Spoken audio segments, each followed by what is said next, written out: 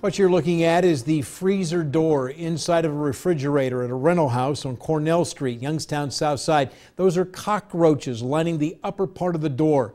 According to the landlord, Carmen Neapolitan, it was left this way and the tenant left. Good evening, I'm Stan Boney. The Youngstown community group known as Action has spent the past several months targeting what it refers to as problem landlords. And one of those landlords was Carmen Neapolitan, who lives in Poland. But he says it's not always the landlord's fault. Many times it's the tenants. To back up the claim, he sent the picture. Landlord Carmen Neapolitan this afternoon took me into the house on Cornell Street, across from Youngstown's St. Matthias Church. I smell the stink already without even going in. What we were looking for was the refrigerator covered with cockroaches, which Neapolitan says was left behind by the previous tenant. But when we walked into the kitchen, the refrigerator was gone. They must have pulled the refrigerator out of here. Yeah, I see they cleaned them. There were, however, still bugs crawling around. No. You don't see them running on the floor? Look on the floor.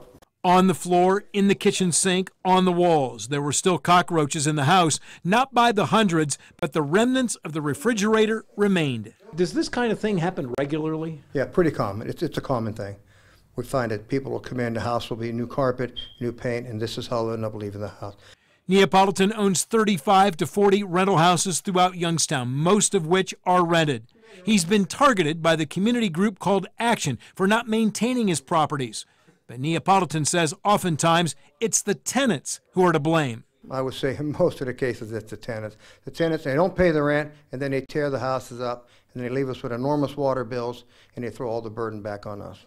From Cornell, Neapolitan took me to another house on Miller Street, 5 blocks away.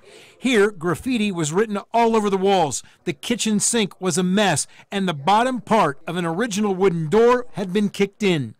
At the house on Cornell, the screen door was broken and a metal porch railing was missing.